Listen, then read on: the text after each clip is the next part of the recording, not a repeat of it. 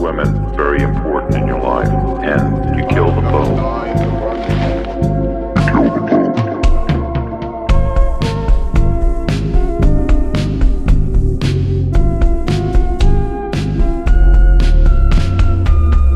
Basically, I was a normal person. Bom dia, boa tarde, boa noite, galera do Apenas Um Podcast. Como vocês estão? Eu vou dizer que hoje é um dia que eu não posso dizer que eu tô bem, mas continuamos a vida. Como é que você tá, Marisa? Como você está? Não estou sozinho. Acho que ninguém tá bem hoje, né? Bom, a gente tá gravando o podcast no dia 5/4/2023, que foi quando aconteceu o atentado na creche lá em Blumenau. E, bom, acho que vocês sabem que o Thiago trabalha em escola, eu já fui professora por bastante tempo, o Thiago tem uma filha, eu tenho os meus primos, então é uma questão muito delicada pra gente, sabe? Acredito que para todas as pessoas que tenham um mínimo de sensatez, todo mundo deve estar muito chocado com essa série de atentados que estão acontecendo nas escolas. Que nem eu estava conversando com os meus seguidores hoje mais cedo, é muito complicado, porque ao mesmo tempo é muito difícil pensar em soluções a curto prazo, né? Essa é a questão, eu acho, principal, né? Soluções a curto prazo. Mas esperamos que a gente consiga vencer isso, né? Como sociedade, né? Como pais, como filhos. Como sociedade, né? A gente sempre fala, né? Eu sempre falo que é importante a gente olhar as nossas crianças mais do que tudo. E eu acho que, assim, eu acho que o nosso público, ele é um pouquinho mais velho, mais jovem adulto. Na real, o pessoal aí que tá na faixa etária mais ou menos de estar na faculdade. Mas eu sei que tem muitos pais que ouvem a gente. Então, assim, prestem atenção no filho de vocês, sabe? No que eles estão mexendo, no que eles estão vendo. Se a pessoa fica muito tempo no quarto, ou então oriente os seus filhos sobre os perigos que podem acontecer. Eu até estava conversando hoje, né? Acho que o Thiago vai concordar comigo que é muito triste, que a escola não é um lugar de educar. Agora a gente tem que ter medo de mandar a criança para a escola, agora a gente tem que ensinar a criança como construir uma barricada dentro da sala de aula, mas infelizmente são informações que têm que ser soltadas, né? Tem que ser divulgado porque não dá pra gente viver numa bolha de proteção que a gente acha que isso não vai acontecer com a gente. Infelizmente, informação é uma das armas mais importantes que a gente tem pra lutar contra isso como sociedade num curto espaço de tempo. E não achem, gente, não existe solução fácil. Se aparecer o seu youtuber favorito falando que é só, sei lá, fazer as maiores atrocidades e etc, eu não vou falar nome de influenciador nem nada, se ele disser que dá pra resolver isso com questões simples, desculpa, não dá. Tipo, O buraco é bem baixo, sabe? não é só a gente discutir questão de armamento, não é só a gente discutir, a gente discutir muitas coisas como sociedade. Como produtor de conteúdo, eu acho que a gente tem que ter o nosso lado crítico, porque, querendo ou não, a gente tá divulgando algumas coisas, e tanto eu quanto a Marisa, a gente tem uma responsabilidade sobre isso. A gente sempre tenta trazer as visões e coisas que acontecem, sabe? Trazer a forma mais clara. Vocês viram que a gente nunca romantizou um caso, porque a gente tem horror disso. A gente começou o projeto pensando nisso, tipo, como a gente vai fazer com que pessoas não achem legal um assassino, que não tem assassinos favoritos e etc. Até hoje mesmo, na verdade hoje eu aproveitei, né, porque até estava conversando com os meus seguidores, né, que pelo menos da minha parte como criadora de conteúdo, até falei que nesse momento eu não vou falar sobre atentados escolares mais, né, porque como eu faço as lives, né, às vezes o pessoal falava pra eu pedir, sei lá, conta o caso de Columbine, por exemplo, eu não vou falar, porque o atirador, a gente pode classificar ele como um assassino em massa. E a questão do assassino em massa, principalmente os atiradores escolares, é que eles geralmente se espelham muito em casos que já aconteceram. Se vocês olharem para os casos que estão acontecendo agora, vocês vão ver que muitos tinham Suzano, por exemplo, como inspiração. Suzano tinha Columbine como inspiração e Columbine tinha o Timothy McVeigh como inspiração. Então é um ciclo sem fim. Por isso que a gente acabou optando por não falar. Aqui no podcast mesmo, vocês vão ver que quase nunca a gente fala de casos recentes, principalmente casos brasileiros muito recentes, porque a gente acredita que é um assunto muito delicado, que envolve famílias, envolve pessoas que estão aí, né? Tanto que a gente esperou para falar sobre o caso do Pedrinho, outro caso, enfim, que a gente já vai falar um pouquinho mais sobre isso. Mas o que eu queria falar é que o que eu fiz como criadora de conteúdo foi compartilhar dicas, o que eu me sinto mal em ter que fazer isso. Eu compartilhei algumas dicas. Na verdade, o FBI, ele produziu um material chamado Run, Write and Fight, que é tipo correr, se esconder e lutar, que é um material que eles mesmos desenvolveram em como sobreviver em situação de tiroteio escolar, né? Porque, querendo ou não, os Estados Unidos têm um pouco mais de experiência do que a gente em como lidar com isso, né? E eu até, não sei se o Thiago vai acreditar, eu recebi críticas de compartilhar esse material, de dar dicas de como fazer barricada, pessoas falando que não era o momento certo para eu falar sobre isso. É o momento certo pra gente falar sobre isso. Como eu e o Thiago, a gente falou, não existe solução rápida, mas isso, querendo ou não, são dicas que já são amplamente divulgadas por vários especialistas nesse tipo de assunto. Então, tudo que eu quis fazer foi ajudar, né? Que é aquela questão de como fazer uma barricada, como se esconder dentro de uma sala de aula, qual local, qual comportamento você tem que ter. Todos esses mínimos detalhes, a partir do momento que você tem conhecimento, já te ajuda a tentar se livrar de uma situação terrível. E essa é uma informação que não é para dar medo nas pessoas. Claro, a gente está vivendo um momento de terror agora, eu tô aterrorizado, acredito que todo mundo esteja, mas o que a gente quis fazer, que eu quis fazer como criadora de conteúdo, era alertar também os próprios professores, educadores, para eles conhecerem, porque, querendo ou não, eu acho que infelizmente as escolas vão ter que criar a mesma coisa que acontece nos Estados Unidos, que é aqueles treinamentos do que fazer caso um tiroteio aconteça. Infelizmente eu vejo que isso vai ter que começar a acontecer. Inclusive, eu fui atrás dessa cartilha do FBI e a gente, como vocês sabem, a gente não mora em Curitiba especificamente, a gente mora num outro município aqui vizinho. E eu tenho um amigo meu que trabalha na área de educação, ele produz conteúdo para a galera da Secretaria de Educação. E eu falei, cara, tá aqui essa cartilha do FBI. E ele falou, cara, eu vou traduzir e tentar trazer para as pessoas que têm poder para fazer alguma coisa, sabe? Porque a gente, como criador, a gente tem a nossa voz, como a Marisa falou, ela tem a voz dela. As pessoas podem não concordar com algumas atitudes nossas, mas é isso, sabe? A gente tá aberto ao debate, a gente vai ouvir vocês e falar, tipo, tudo bem, a gente entende o seu ponto de vista, mas a gente acha mais importante tal coisa, ou, realmente tô errado. A gente nunca tem esse problema de ouvir as pessoas, a gente tenta não ser arrogante, a gente sempre fala para vocês, isso daqui não é a verdade absoluta, não somos os donos da razão, a gente só tá tentando criar um conteúdo que seja livre de várias coisas, então a gente vai ter que repensar um pouco o nosso conteúdo como produtor de conteúdo de caso criminal, porque eu tenho certeza que muitas pessoas vão achar o que a gente faz errado. Eu, inclusive, participo de alguns grupos que as pessoas não entendem porque eu falo de caso criminal, acham que, tipo, sei lá, eu gosto de vangloriar a pessoa e eu fico, tipo, você algum dia ouviu um podcast meu pra, tipo, realmente saber se eu tô vangloriando, que diabos eu tô fazendo, sabe? Se você pegasse um episódio meu, você veria que, tipo, eu não tô vangloriando ninguém.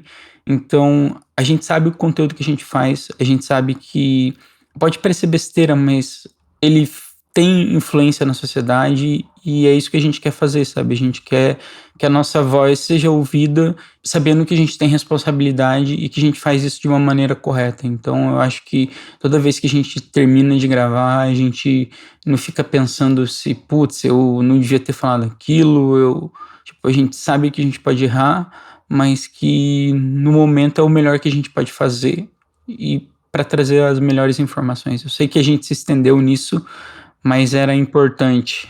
E na minha opinião, e eu acho que principalmente os ouvintes, as pessoas que já estão dentro do True Crime vão concordar que discutir sobre casos criminais é para a gente entender a sociedade e, quem sabe, evitar que histórias semelhantes aconteçam no futuro. Porque a partir do momento que a gente fala sobre esse assunto, que a gente traz isso para a sociedade, a gente tenta trazer um assunto que é um grande tabu, mas apresentar a existência, a gente não pode achar que o mundo é só lindo, colorido e simplesmente não vamos debater sobre isso. Debater casos criminais é necessário, como a gente fala naquela frase, né? Conhecer o passado para não repetir no futuro é uma coisa parecida. A gente tem que entender como a mente humana funciona, como esses criminosos se portam, até porque o FBI já deixou isso muito claro, vários pesquisadores já deixaram muito claro que existem tipos de criminosos, existem padrões, e a gente tem que reconhecer isso.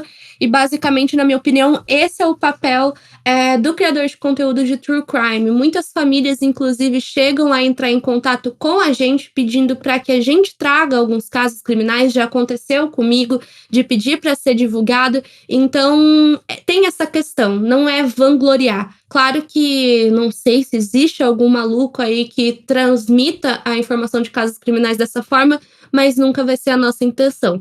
E, inclusive, podem criticar a gente por a gente não vangloriar assassinos, porque, acreditem ou não, a gente já recebeu essa crítica falando que a gente não tratou bem tal serial killer querido e que a gente pontuou em coisas erradas na narrativa dele, mas a gente sempre vai trazer as informações corretas, a gente sempre vai avisar vocês caso alguma coisa na história não bata, porque a gente pesquisa muito para trazer os casos aqui, e não só em um ou outro, em vários casos, quando a gente vai pesquisar, às vezes as fontes apontam coisas diferentes, e a gente vai trazer essas duas alternativas, mas vai caber a você, que é o ouvinte, decidir em qual narrativa você vai querer acreditar. E só para finalizar, se a gente não falar como sociedade ou como produtor de conteúdo, sim, isso não vai parar de ser falado.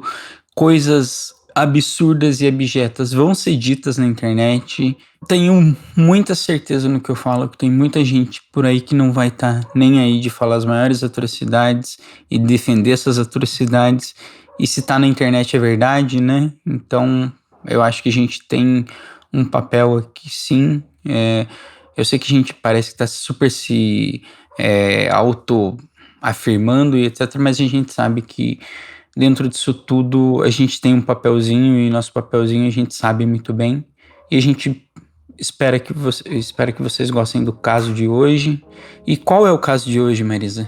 Hoje a gente vai falar sobre o Green River Killer, que é um caso assim que não tem muito a ver com o que a gente estava falando antes. A gente percebeu que nossos ouvintes agora estão numa vibe mais de casos internacionais, então a gente decidiu trazer a história de um serial killer americano, né? Um serial killer dos Estados Unidos aí, novamente, coisa que a gente já trouxe várias vezes aqui. E é um caso que vocês pediram bastante na caixinha de perguntas que a gente abriu lá no Instagram. Se você não segue a gente ainda lá, é só procurar pelo @apenas-um-podcast, que você pode seguir lá e apoiar o nosso trabalho. Aliás, a nossa página cresceu bastante por lá, acho que a gente tá de parabéns. E antes da gente começar, eu tenho que agradecer o Pix misterioso que a Jéssica Araújo Maza mandou pra gente. A Jéssica já mandou vários Pix, aliás, e ela escreveu: sugestão de caso, o assassino da ferrovia. Não conheço esse caso, Jéssica, vou ver se eu encontro, porque realmente eu nunca ouvi falar.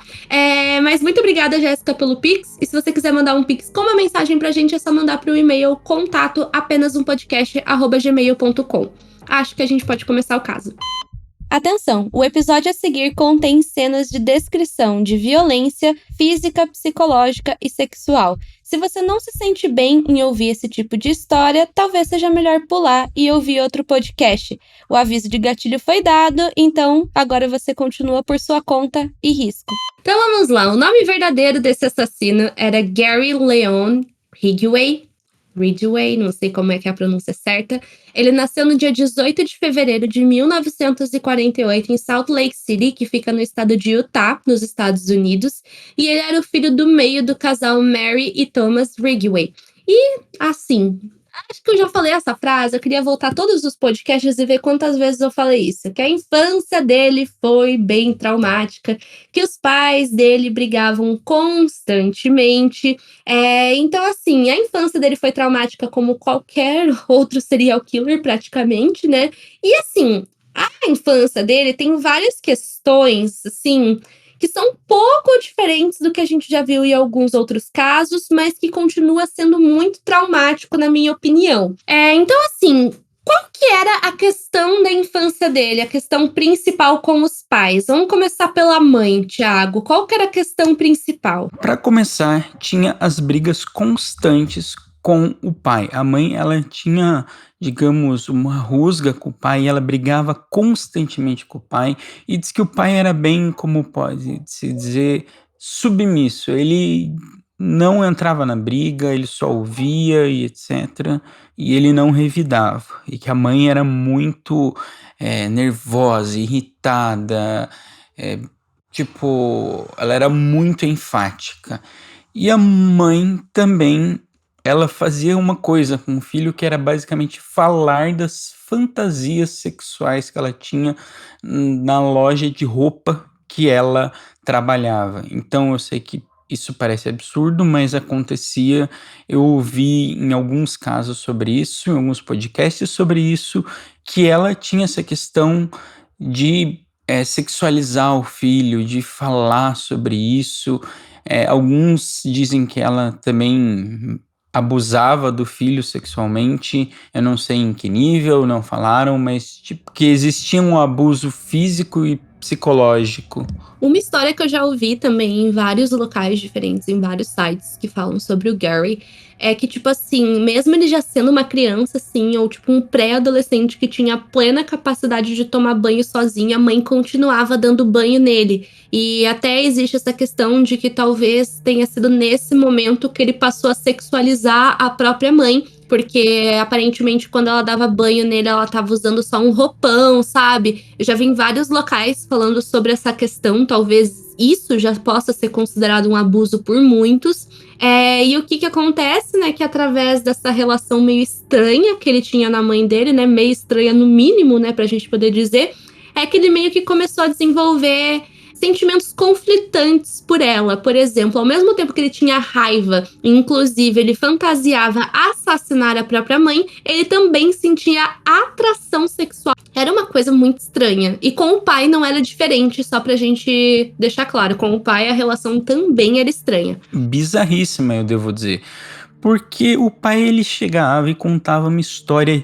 Claro, não era sobre ele, era um amigo dele que fazia necrofilia, porque pelo que eu entendi, o pai dele trabalhava numa funerária, algo do gênero. Esse amigo dele, de acordo com a história, ficava num necrotério e tal, e enfim. Abusava dos corpos, e tipo, pelo amor de Deus, não mete essa, né?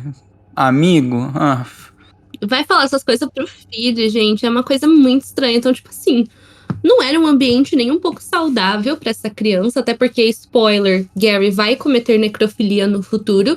Então, assim, era uma questão muito bizarra. A gente vê várias outras coisas, assim, nesse comecinho de vida do Gary, como, por exemplo, o fato que ele fazia xixi na cama até mais ou menos os 12 anos de idade. Lembrando que, assim, beleza, ai, Marisa, sei lá, eu também, aconteceu isso comigo. Porém, psicologicamente falando, nem sempre isso é uma coisa agradável para criança. Porque o que acontece, né? O FBI, ele já chegou a investigar muito essa questão de serial killers e xixi na cama até uma idade considerada avançada. Porque são considerados meio que sinais de perigo, sinais de alerta na infância dessas pessoas. Porque, por exemplo, a gente já contou vários casos aqui de serial killers que matavam animais na infância. que aí rola a dessensibilização, né? De que a criança perde a noção de que aquilo é errado, ele perde a noção do sentimento do animal. Então, essa dessensibilização no começo da idade, quando o cérebro está se formando, é bem prejudicial, né, Marisa? Sim, então essa é uma questão que já é considerada um sinal de perigo, né? Uma red flag ali na infância. Além dos atos incendiários, tem várias coisas que o FBI já chegou a estudar e pontuar. Lembrando que a gente fala do FBI porque o FBI foi a primeira instituição e uma das que mais estudou profundamente a questão dos serial killers. Só que outra coisa que foi muito estudada por eles foi essa questão do xixi na cama. Eu vou ler um trechinho agora que tá no livro Anatomia do Mal, que foi escrito pelo Howard Stitcher. Aqui no Brasil ele é publicado pela Dark Side. Esse trechinho, para quem quiser saber sobre esses sinais de perigo na infância, tá lá na página 39. Eu vou ler aqui para vocês. Não há nada de extraordinário ou alarmante em relação ao tal fenômeno por si só, muito comum entre crianças pequenas. Quando o problema persiste durante a puberdade, no entanto, pode ser um sinal de um distúrbio emocional significativo e até mesmo perigoso. De acordo com as descobertas da Unidade de Ciência Comportamental do FBI, um total de 60% dos assassinos sexuais ainda sofria com esse distúrbio quando adolescentes, né? A questão do xixi na cama. Como o serial killer afro-americano Alton Coleman, que molhava as calças com tanta frequência que recebeu o depreciativo apelido de mijão. Então, assim, eu não sei se no caso do Gary rolou essa questão do bullying, por ele fazer xixi na cama até uma idade avançada. Eu não cheguei a descobrir se isso aconteceu com ele, mas eu sei que em muitos outros casos, aqui no podcast a gente já tem o caso sobre o outro Gary, que é o Gary Hidnick, que também tem essa questão do xixi na cama, e ele era humilhado pela própria família por ele fazer xixi na cama. Então, tem essa questão, é um sinal de um certo distúrbio emocional, que pode ser várias coisas, obviamente, mas que também já serve aí como um sinal de alerta de que pelo menos não tem alguma coisa boa acontecendo na vida daquela criança. E outra coisa que, digamos, ele acabava sofrendo é porque ele tinha uma dislexia. E você sabe explicar certinho o que é dislexia para as pessoas, Marisa? Então, gente, eu sei explicar mais ou menos o que é dislexia, porque eu estou suspeitando que talvez eu seja disléxica, né? Mas depois eu conto pra vocês, eu vou fazer uma avaliação psicológica pra descobrir se eu tenho TDAH ou se é dislexia, o que tá rolando, né? Existem 3 tipos de dislexia: a dislexia visual, a dislexia auditiva e a dislexia mista.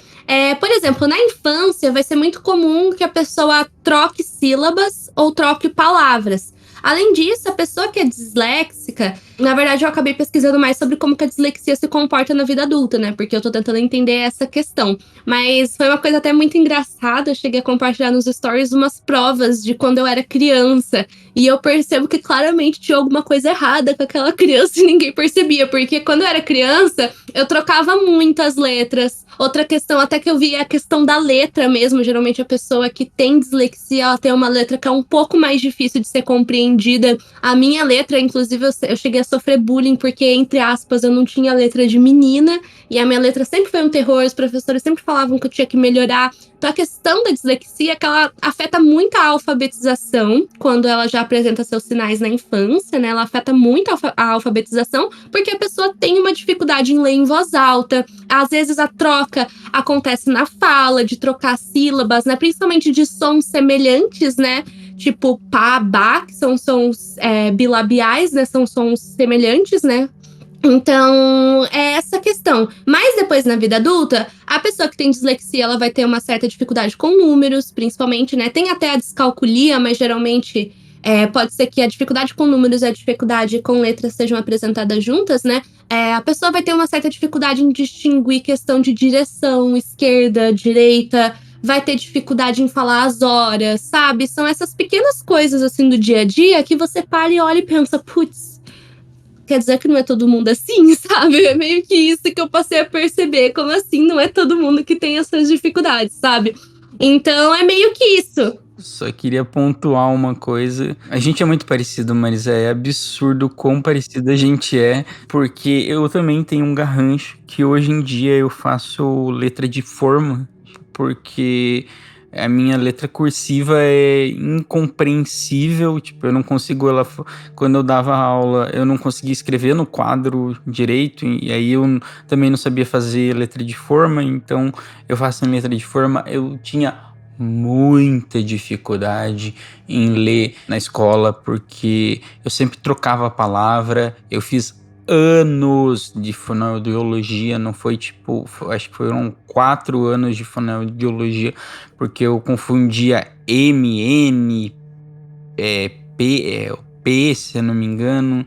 Então, nossa, eu sei como isso é horrível e como criança é maldosa pra cacete quando você tem esse tipo de coisa. Criança é um bicho inacreditavelmente incrível, mas nossa senhora, o serzinho pra ser malvado. Sim. E lembrando que a dislexia, ela é muito parecida também com o TDAH. Então essa é a questão, né, que é importante buscar um diagnóstico, porque também tem a questão de, por exemplo, você ter a falha, assim, de prestar atenção e acabar confundindo palavras que são muito parecidas. Eu faço isso o tempo todo. Aí eu posto os stories, a pessoa, Lady, você escreveu errado. Eu nem percebi que eu escrevi errado. Então, assim, gente, tem todas essas questões, e principalmente na infância, assim, na área de alfabetização, é muito difícil. E eu também, Thiago, eu parei de fazer letra cursiva e passei a fazer letra de forma, até que um dia uma pessoa falou que minha letra não era feia, eu tinha letra de escritor. Aí eu me senti bem, eu achei que foi um elogio, tipo, nossa! Eu falei, nossa, pegou no orgulho. Então, gente, levem isso pra vida, você não tem letra feia, você tem letra de escritor. Então, é meio que isso, sabe? E o Gary sofria de dislexia. Na verdade, assim, ele nem era considerado um aluno, assim, com grandes... tipo, que tirava notas terríveis e por aí vai. Ele era considerado um aluno normal. Meia, 50-50, sabe? Não chamava muita atenção. Ele não era um aluno considerado problema, ele não tinha questões com alcoolismo, drogas, que a gente já trouxe aqui em alguns outros casos. Ele era um aluno que não chamava a atenção de ninguém, mas todo mundo sabia que ele era um pouco abaixo da média, né, Marisa? Tem a questão do QI. Sim, a gente já falou 1000 vezes que o QI tá mais do que um teste datado nos dias de hoje, mas a gente sempre traz, porque tem essa informação, a galera gosta de saber. O QI dele, gente, deu a média aí de 82 pontos, que se eu não me engano não é nem, tipo, grande coisa, mas também não chega a ser muito baixo, né? É uma coisa médio, né? Mas comparado com Assassinos em Série, aí sim ele tá abaixo da média.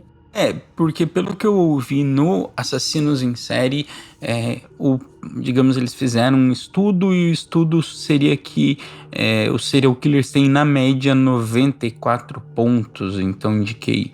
Mas como a gente disse, é um exame extremamente datado, que assim como outras coisas que a gente vai trazer aqui, pode ser que sejam bem falhas, né? Sim, exatamente. Até porque o QI ele é um teste que envolve muita questão de raciocínio lógico, raciocínio matemático. E como a gente bem sabe, não existe só a inteligência de matemática, por exemplo. E até eu penso que na questão de uma pessoa com dislexia, o raciocínio muitas vezes é diferente de pessoas que não têm dislexia, né, gente? Mas enfim.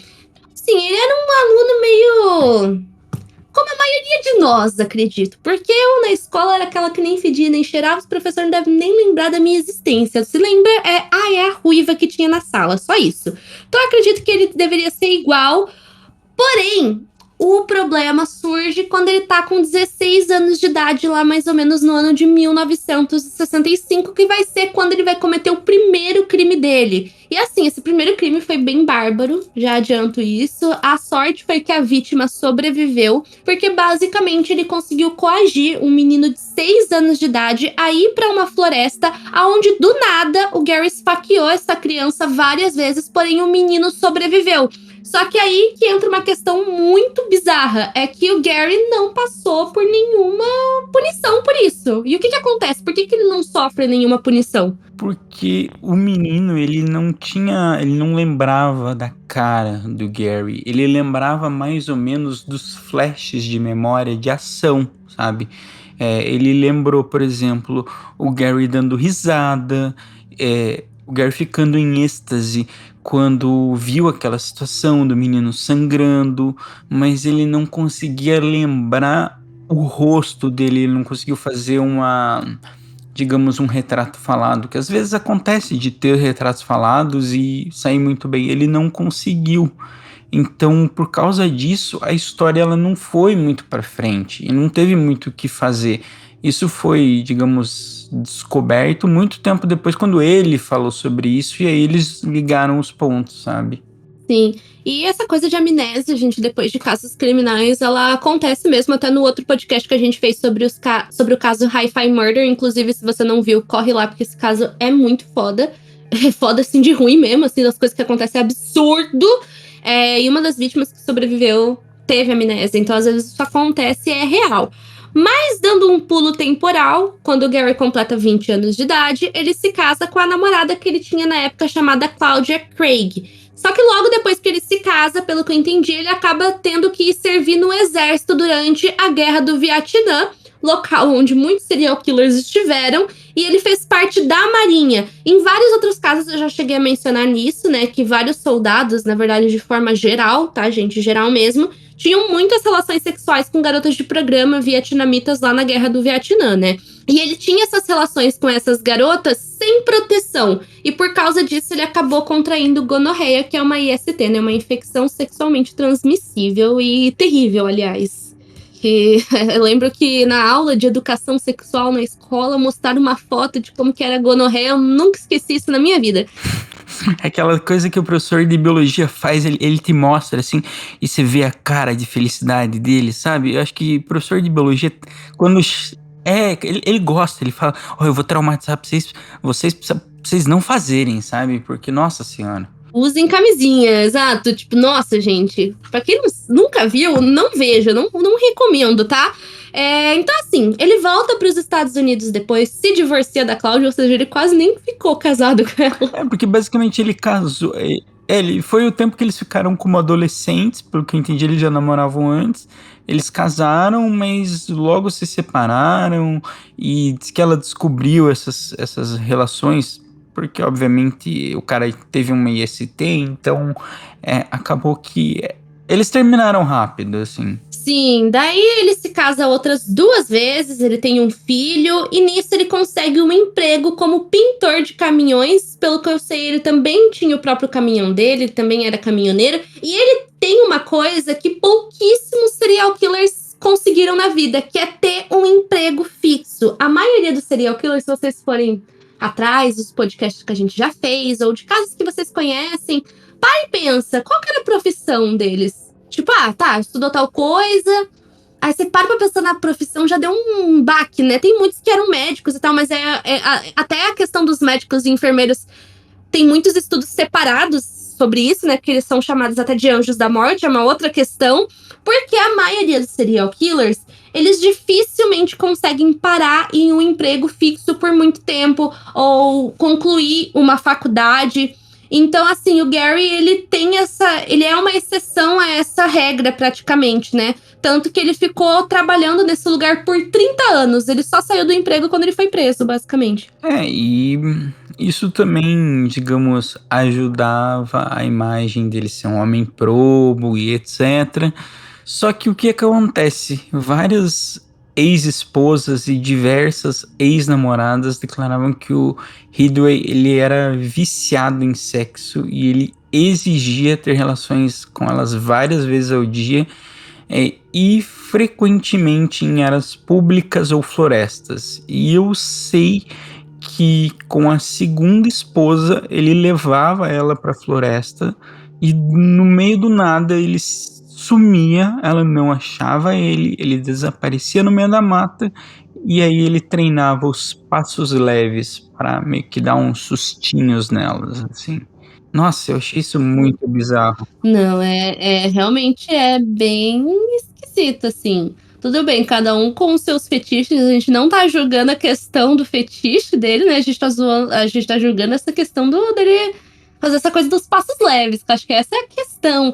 Só que assim, ao mesmo tempo que ele tinha essas questões sexuais, né, mais afloradas, vamos dizer assim, entre 1 milhão de aspas, ele também se considerava um fanático religioso. E isso foi depois que ele virou adulto.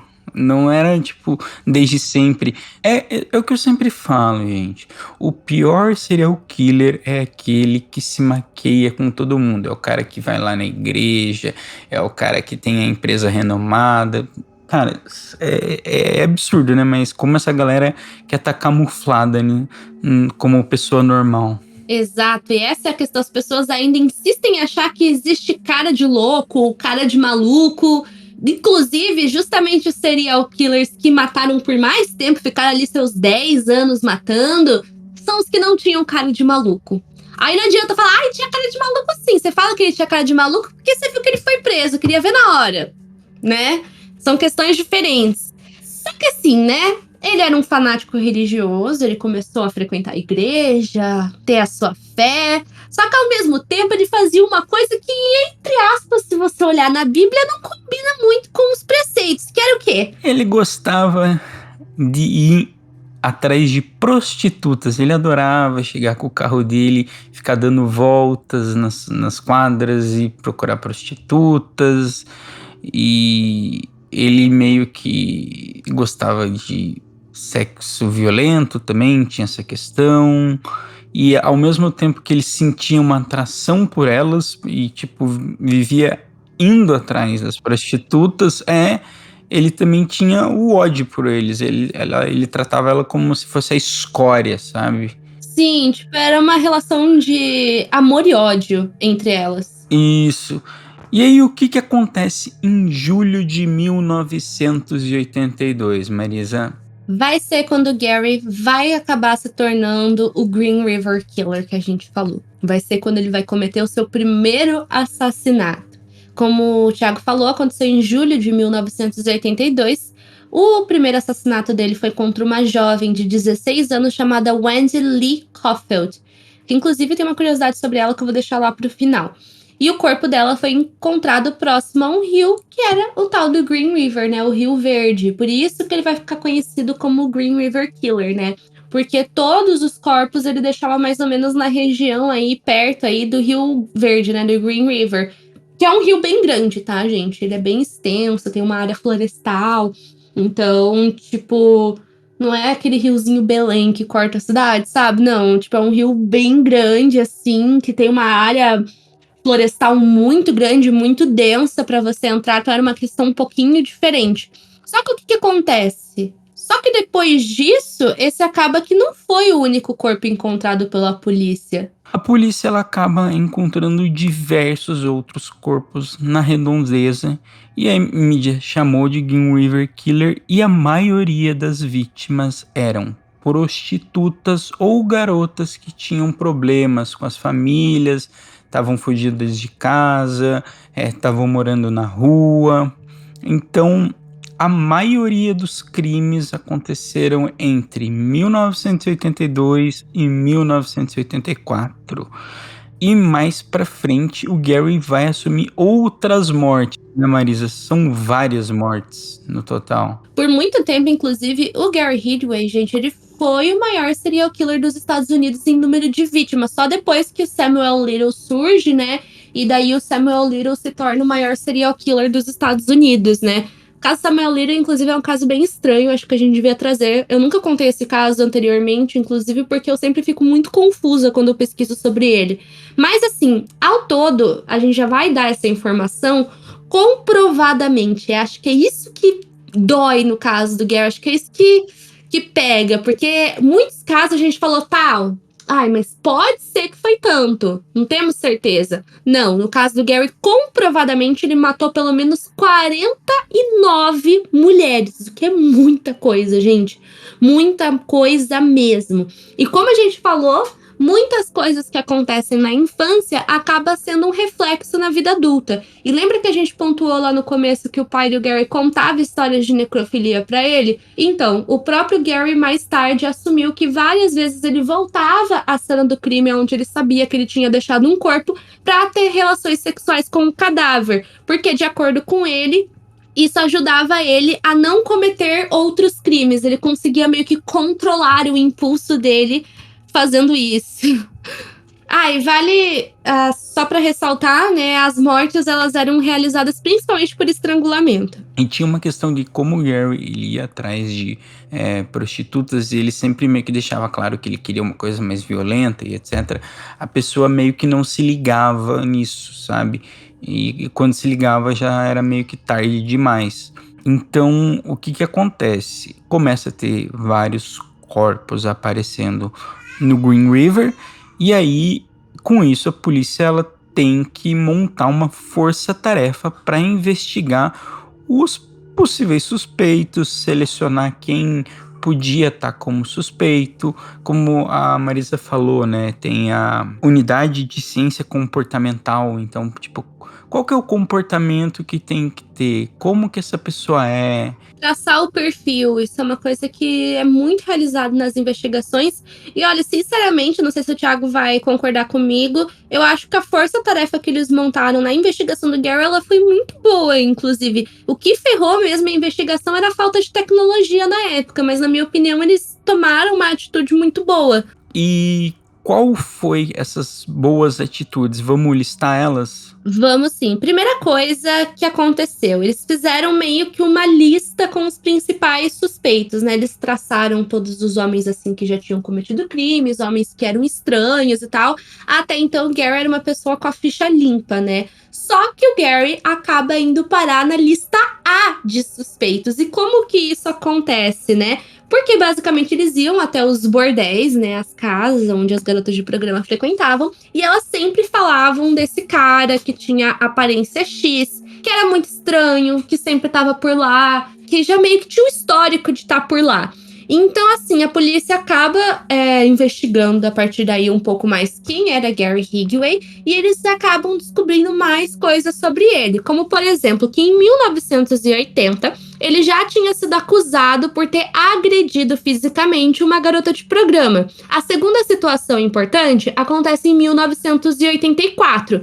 Que foi quando uma policial disfarçada, ela estava disfarçada como garota de programa, e o Gary vai lá e tenta contratar os serviços dela, e nisso ele acaba sendo preso. E o que eles levam ele para fazer? O teste do polígrafo. Deixa eu refazer.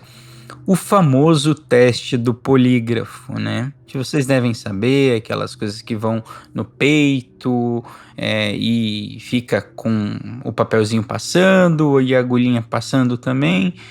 E o que aconteceu, Maris? Ele foi lá, fez o teste do polígrafo e o que o polígrafo acusou? Ele passou no teste, basicamente, né? Ele conseguiu mentir e se safar de tudo. Até porque, até vi uma psiquiatra comentando sobre isso, que, tipo assim, primeiramente, o polígrafo, ele tá datado faz muito tempo. Sei que nos Estados Unidos ainda, em algumas situações, eles continuam aplicando, mas eu sei que, por exemplo, aqui no Brasil nunca usaram isso, eles não usam polígrafo, porque sempre foi uma coisa meio incongruente, porque o polígrafo, basicamente, ele vai medir a ansiedade de uma pessoa, se a pessoa fica nervosa para responder alguma coisa. Só que, por exemplo, as pessoas que são diagnosticadas com psicopatia costumam ser pessoas, entre aspas, muito zen e que conseguem disfarçar bem a questão da ansiedade e não transparecer isso na fala e corporalmente.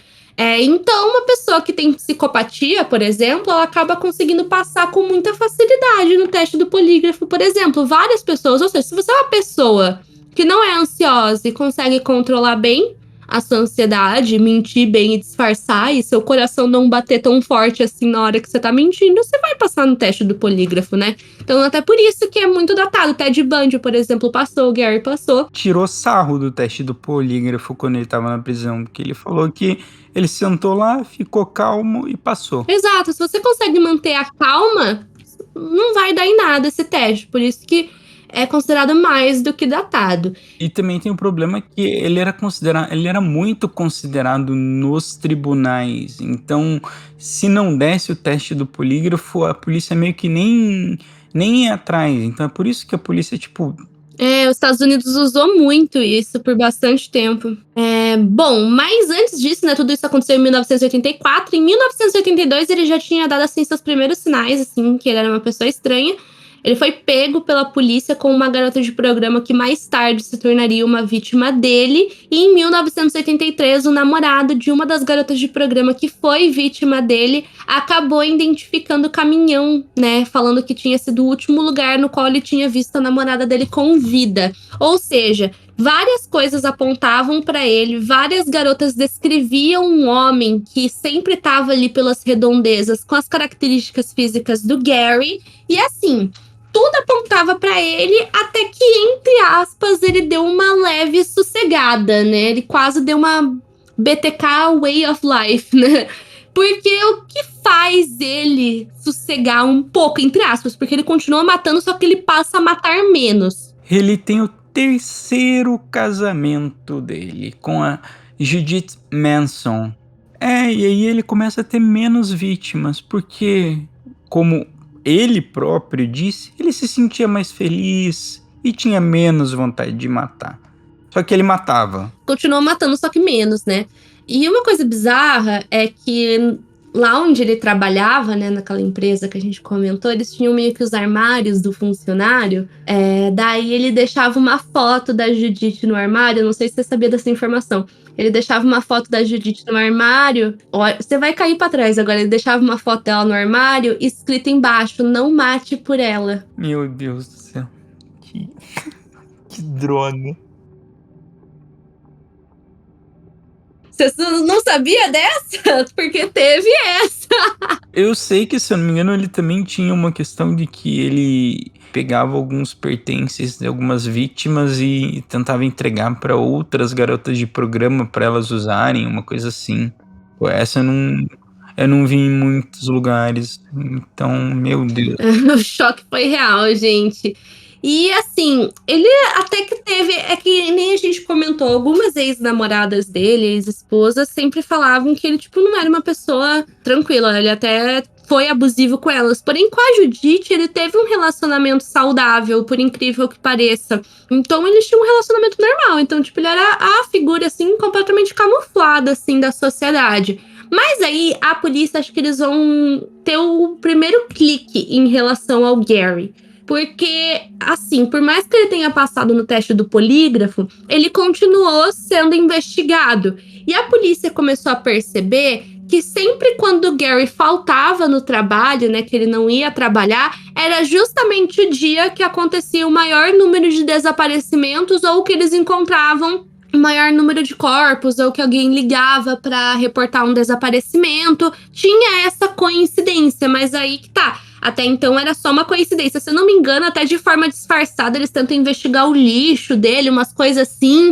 Você sabe explicar um pouco sobre isso? Sobre o lixo, é porque assim, acontece meio que uma parada meio John Wayne Gacy. A polícia fica atrás dele, a polícia fica vendo os passos dele, só que ele nota a presença da polícia. Então fica meio que esse jogo de gato e rato, sabe?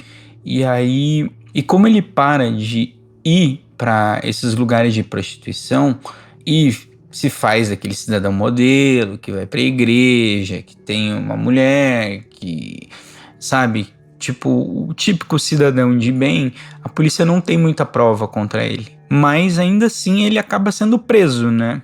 Sim, ele é levado no dia 8 de abril de 1987, porém ele acaba sendo liberado um pouquinho de tempo depois por falta de provas. Só que, né, gente, como eu falei, o DNA nessa época, gente, ele era um little baby. Inclusive, às vezes eu dou risada quando eu tô fazendo live, sei lá, eu tô contando um caso de 1950 e o pessoal fica, mas e o DNA? Eu fico, gente, Por favor, nossa, é muito recente. pelo amor, por favor. Gente, o DNA, ele começou a ser usado ali no finalzinho dos anos 90, lá nos Estados Unidos. Comecinho dos anos 2000 começou a bombar, sabe? Então, assim, às vezes eu tô contando uns casos mega antigos. Eu juro por Deus, eu tô contando uns casos, tipo, já aconteceu de eu contar casos da era vitoriana. E alguém me perguntar, mas e o DNA? Eu fico, gente, nem sabiam o que era DNA na época.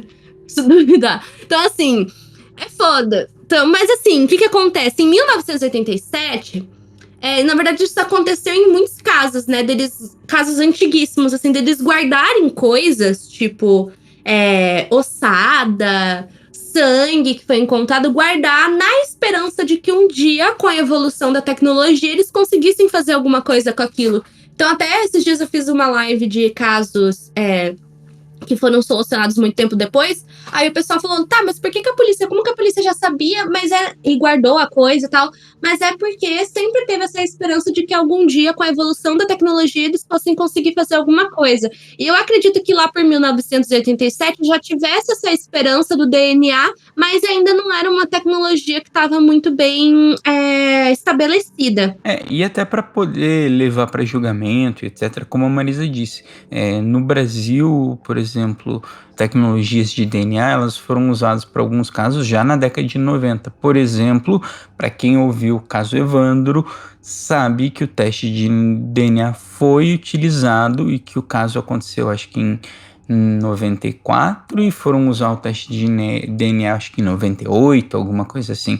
Porque é isso, sabe? Era caro na época fazer o teste. Os insumos para você fazer o teste do DNA não eram como são hoje, de fácil acesso. Era difícil, era um procedimento caro, era um procedimento que, pelo menos em 87, estava engatinhando, sabe? Então eles tinham a esperança que os cientistas conseguissem usar isso no futuro. Inclusive no Brasil teve muitos casos que inclusive tiveram que mandar para outro país fazer. Eu já vi isso acontecer. Porque não tinha como fazer aqui, ou era mais caro fazer aqui. Era uma treta, assim, gente. O DNA, eles falam, né, que foi um marco na história da investigação. Foi um marco na história das ciências forenses, gente. Porque depois disso, até muita gente pergunta por que não existe, ou pelo menos a gente não vê mais tanto, serial killers hoje em dia matando 40, 30 pessoas, igual a gente via na década de 70. Muito do que é teorizado é justamente por isso, por causa do DNA. A gente consegue pegar essas pessoas muito antes do que antigamente, né? Mas aí entra uma das minhas partes, que desculpa, eu vou usar essa palavra, que é uma das minhas partes favoritas desse caso, porque quando eu vi essa informação, eu fiquei muito chocada. Que assim, antes de tudo isso, lá mais ou menos por dezembro de 1983, acredito que a polícia devia estar tão desesperada, porque eram muitas mulheres, eram muitos corpos que eram encontrados, que eles pensaram, cara, o que a gente faz? A gente precisa investigar. E foi aí que eles tiveram a ideia. E se a gente perguntar para outro serial killer, como que a mente de um serial killer funciona? Vai ver, se a gente conversar com um serial killer, ele pode dar ideias, enfim. E quem que é o serial killer que eles vão atrás para tentar solucionar esse caso? Ted Bundy. Sim, ele ajudou a polícia dando dicas de como funcionava a mente desse assassino. Tipo, e assim, vamos lembrar um pouquinho do caso do Ted Bundy? Lembra que o Ted Bundy ele fez uma cartilha a favor da prevenção, e coisas que poderiam ser usadas para ajudar que você não sofresse abusos? Sim, o Ted Bundy fez isso, ele sabia fazer isso. E como todos os crimes dele eram contra mulheres, a polícia achou que, por que a gente não ouve esse cara? E aí, meio que a polícia na época, tipo, depois que descobriram isso, a galera ficou meio empolvorosa. E aí a polícia falou, gente, calma aí, a gente não pegou, o Ted Bundy não fez o caso pra gente, mas a gente queria ter insights, coisas, sabe? Então, e diz que o Bundy ajudou bastante, sabe? Ele ajudou bastante a traçar o perfil de comportamento, o perfil de pessoa que eles precisavam. Mas ao mesmo tempo não foi tipo, nossa, o caso foi solucionado graças ao Ted Bundy. É, isso, exato. Eles fizeram várias entrevistas. Eles fizeram várias entrevistas com o Ted Bundy. E basicamente, né, ele já tinha já a questão da necrofilia. Então ele sugeriu para os investigadores que a partir do momento que eles encontrassem um corpo assim que tivesse mais fresco, né, que tivesse acabado de ser assassinado, que eles deixassem o corpo por ali e ficassem meio que monitorando, porque como o assassino tinha esse comportamento de retornar para praticar necrofilia depois, que provavelmente ele voltaria atrás do corpo e tal, então era uma coisa assim para ficar meio que monitorando a área que o corpo foi deixado e por aí vai, o que querendo ou não faz sentido, mas ao mesmo tempo eu acho que a polícia não podia deixar o corpo. Não tinha essa possibilidade, porque se descobrem, ficaria um grande escândalo. A família acho que poderia até processar, inclusive. Sim, mas olha, pensar que você podia deixar um policial lá e ver se aparecia alguém já era uma grande dica, sabe? Foi uma coisa. E a gente vai ver que o Gary, no futuro, vai ter um ódio mortal pelo Ted Bundy por causa disso. Charles Manson, everybody hates Ted Bundy, basicamente, porque arrumou treta com meio panteão de serial killers, ele arrumou treta, gente. É incrível. Inclusive, assim, eu adoro a treta dele com o Charles Manson. Eu adoro, gente, porque o vídeo, assim, do Charles Manson xingando o Ted Bundy é assim, você dá risada, porque, tipo, é muito sujo falando do mal lavado. E é tipo, cara, só se você nunca viu essa treta, nunca viu o Charles Manson falando do Ted Bundy, procure. Eu acho que não tem traduzido para português, mas procurem, porque é muito bom. Mas voltando, né? Então, como a gente falou, lá em 1987, a polícia pediu pro Gary ceder um pouco de saliva para que, quem sabe, no futuro aquilo fosse útil. E o futuro chegou em 2001, gente, porque como a gente falou, vai ser lá na transição do milênio, né? Final da década de 90 para o começo dos anos 2000, que o DNA vai vir com mais força. E eles pegam aquela saliva, aquele DNA que eles tinham conseguido do Gary, e ele cruza perfeitamente com o DNA encontrado em 4 vítimas logo de cara. E nisso ele já é preso e cada vez mais eles começam a associar ele a mais e mais e mais vítimas. E acontece uma situação que infelizmente é uma realidade nos Estados Unidos e em muitos locais, que é a possibilidade do criminoso negociar com a justiça. Ou seja, a partir do momento que o criminoso começa a cooperar principalmente um criminoso que tá envolvido em múltiplos crimes ou que sabe muita coisa, ele pode aí fazer o seu acordo com a justiça. E era mais do que óbvio que o Gary ia ser condenado à morte, porém aí ele decide fechar um acordo com a polícia, que seria o quê? Ele ajudaria a polícia e em troca a polícia converteria a pena de morte em prisão perpétua. Então ele vai ficar preso pelo resto da vida, mas ele não vai ter a injeção letal, o choque, eu não sei qual nesse estado, mas ele acaba contando tudo e levando a polícia até os locais dos demais corpos. Então, uma coisa que assustava no caso dele é que ele dava muitos detalhes sobre os crimes, né? E alguns flashes da memória dele tinha muito claramente um personagem da vida dele, né, Marizão? Uma pessoa que fazia parte do convívio familiar dele. E quem era essa pessoa? Era o filho, gente. Acho que essa é uma das informações mais chocantes do caso dele. É que o Gary às vezes levava foto do filho dele e mostrava para as vítimas, assim, tipo, esse daqui é o filho e tal, para passar essa imagem de pai de família, mas seria até de boas, entre aspas, se parasse ali na foto. Porque muitas vezes ele levava o próprio filho. Então ele levava o filho, tipo, tava lá no caminhão, o filho ficava na parte de trás, ou então ele deixava alguns brinquedos, assim, pra passar essa imagem de pai, de família, pessoa que nunca faria nada de errado com você. E daí, né, ele deixava o filho no caminhão, brincando, ia até a floresta, abusava, matava e depois voltava pro caminhão como se nada tivesse acontecido. E aí que entra uma das partes que eu imagino muito como que deve ter ficado a mente do filho dele, porque com certeza o filho dele sabe de tudo isso hoje em dia, com certeza, que foi que perguntaram pra ele, tá, você levava o teu filho e tal, mas se o filho tivesse visto alguma coisa, se ele tivesse descoberto, o que você teria feito? Ele basicamente confessou que ele teria matado o filho dele se o filho dele tivesse percebendo o que ele estava fazendo. E ele disse isso com uma maior tranquilidade, como se tipo assim, ó, ele descobriu o que eu tô fazendo, ele tem que morrer, porque ele vai ser um entrave pro que eu tô fazendo. E sabe o que é mais bizarro? Que o filho dele, ele chegou a falar sobre o pai. Ele falou que o pai dele nunca falava sobre prostitutas ou sobre machucar alguém, e que ele nunca tinha usado calúnias raciais, que ele nunca tinha gritado e que ele raramente discutia com a mãe do Matthew, que não era a primeira esposa dele, eu acho que era a segunda, que é a Marcia.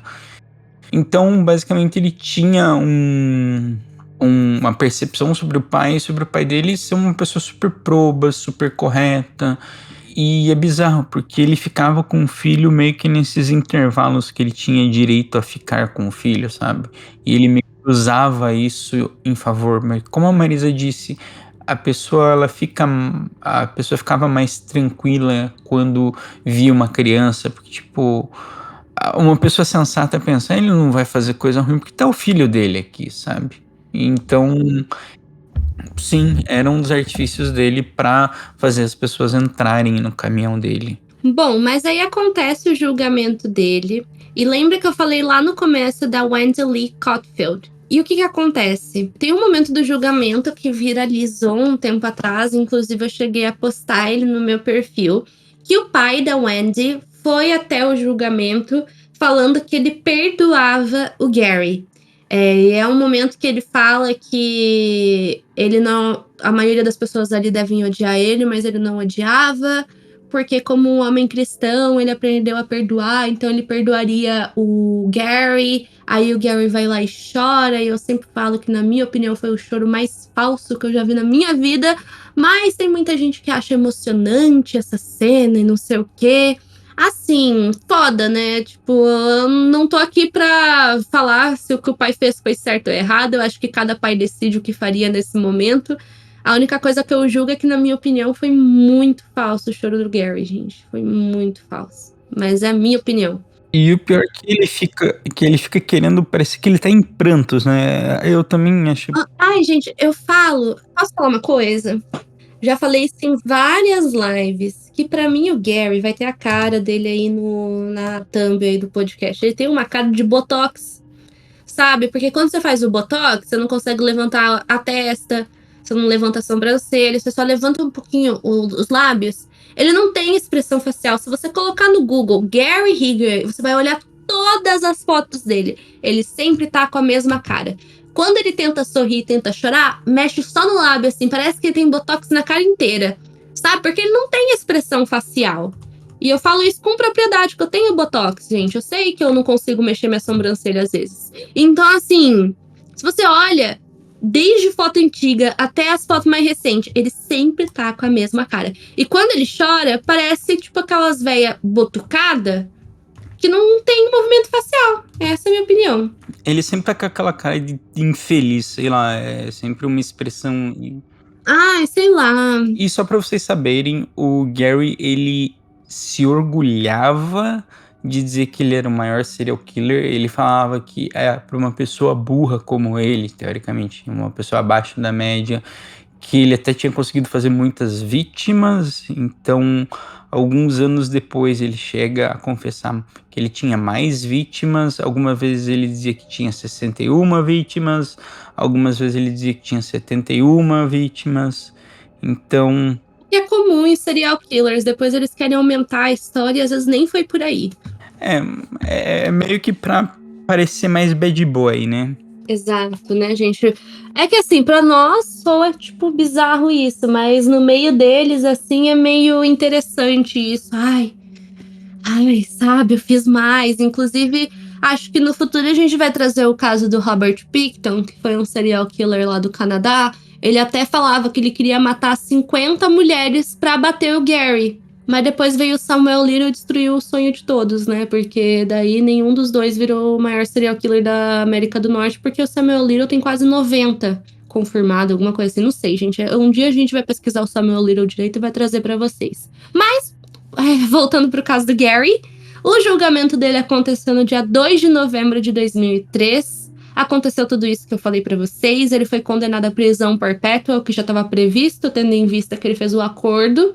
E ele tá vivo até hoje, tá, gente? Como a gente sempre fala, vaso ruim não quebra. E ele tá aí com seus 74 anos de idade, preso, e vida que segue. Bom, vamos pro momento 5 centavos.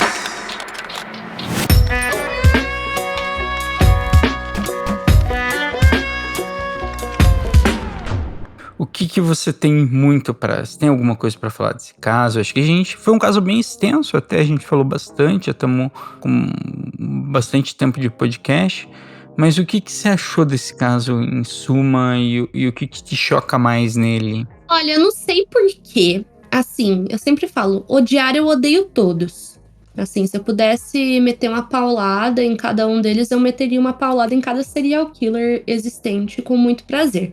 Porém, eu não sei dizer o porquê que eu tenho mais raiva do Gary. Eu não sei porquê. Não sei se é porque eu falei que eu não gosto da cara dele, eu olho pra cara dele e acho ele um ridículo. Desculpa falar desse jeito, mas eu tô esboçando os meus mais sinceros sentimentos nesse momento, né? Eu acredito que o quadro 5 centavos seja pra isso. E eu não sei porquê. Mas eu tenho um ódio gigantesco dele, mas eu não sei porquê. Eu juro, eu não sei especificamente o porquê que, tipo, por exemplo, eu daria pelo menos uma paulada em cada um e no Gary eu daria 5, sabe? Eu não sei porquê. Sei lá, eu olho pra cara dele e eu tenho uma raiva gigantesca que eu não sei de onde que vem. Então, assim, o caso do Gary, sempre quando eu falo dele, me vem um ódio, assim, da cara dele. Eu, tipo, não sei exatamente o porquê especificamente com ele. Mas, como eu disse, odiar eu odeio todos. Mas o caso do Gary, assim, o que me chama mais atenção é a questão do filho, que eu acredito que deve ter sido uma das informações que mais chocou quem ouviu o podcast de hoje. E também a questão do Ted Bundy, porque, cara, parece coisa de anime, sabe? Kira versus Ellie. É uma coisa bem absurda você pensar nisso. E assim, depois disso eles meio que ficaram, assim, se farpando quando eles vão dar Só que no caso deles, como eles não podem usar a internet, eles basicamente, toda vez que eles vão dar uma entrevista e é uma mais longa, eles casualmente falam um sobre o outro. Não é uma treta tão, tipo, sempre, mas às vezes eles falam. E uma das coisas que Thiago, fiquei chocado, e não é muito de choque, porque sempre acontece isso, mas a mulher dele, Judite, ela basicamente teve que refazer a vida dela. Ela acho que mudou de nome, sabe? Porque ela não, tipo assim, ela quando ela descobriu, ela já, tipo, se separou e etc. Só que ela ficou chocada, porque teoricamente ele era um marido atencioso, feliz. E se você vê É uma coisa que é bem que aconteceu com o BTK, né? isso, que tipo, se você olhar as fotos deles juntos, assim, e eles têm várias fotos, é tipo, várias fotos deles sorrindo, tipo, largamente, dela sorrindo, tipo, dela nem passar pela cabeça dela que isso estava acontecendo, sabe? E pra ela foi um baita choque. Imagino, né, pra todo mundo, né, inclusive pro filho, porque como a gente falou, o filho, tipo, não tem a lembrança dele ter sido um pai ruim. Em muitos outros casos que a gente contou, os filhos têm lembrança, assim, do pai ter sido uma pessoa ruim, né? Mas não é o que acontece no caso dele, e é isso que a gente bate na tecla mais uma vez. O pior tipo de serial killer é aquele que se disfarça completamente na sociedade, gente, porque geralmente esses são os casos que demoram mais tempo pra serem pegos, né? Porque, por exemplo, vamos pensar num serial killer que não tinha essa questão. Richard Ramirez, acho que é um bom exemplo, né? Não tinha essa questão, muito pelo contrário, ele fazia questão de não se encaixar no que é considerado adequado para a sociedade. Em menos de um ano ele foi preso. Agora pega o caso do Gary, 2001, né, que bateu o DNA. Caso do BTK, 30 anos depois. Ted Bundy também demorou pra caralho. Então, aí que tá o problema. Eu acho que as pessoas ainda hoje em dia elas focam muito nessa coisa que existe cara de louco. Ai, porque dá pra perceber que a pessoa é estranha. No fundo, no fundo, no fundo, pessoal, temos que tomar cuidado com qualquer pessoa. Todo mundo, não confia em ninguém, não confia nem na gente, nem em mim, nem no Thiago. Vai que um dia você ganha na loteria, a gente rouba o seu bilhete pra falar que nós que ganhou. Que vibe paranoica, Marisa, pra terminar esse episódio. Brincadeira, gente, brincadeira. É que eu falei isso porque hoje na live uma pessoa comentou que o namorado dela tinha brigado com ela por causa de mim, porque o namorado falou que. Ai, a fofoca, né, no final do podcast, mas enfim. Porque o namorado falou que a pessoa prestava mais atenção, tipo, em mim, tipo, ficava mais vendo minhas lives do que conversando com ele. Eu falei, aí eu falei, grava a tela pra você mandar pro seu amorzinho. Eu falei, nem brigue comigo, porque talvez eu seja um holograma e você nem sabe disso. Talvez eu nem exista. Eu não quero nem não quero acordar com uma DM falando se é, como é que é? Processo ou bala, né, gente? Mas enfim. Ai, ai. O bom é que a gente termina com um humor um pouco mais alto, depois de ter falado 1000 atrocidades diferentes dentro de um caso criminal. Ó, gente. Mas é bom, Thiago. Termina com uma coisa mais leve, assim, você dá uma risadinha. Aí depois você vai pro próximo episódio e você se traumatiza, tá? Então, muito obrigada a todo mundo que chegou até o final do podcast de hoje. Agradecemos todo mundo e até o próximo episódio. É isso aí, galera. Valeu por tudo. Valeu por estar ouvindo até agora. Falou.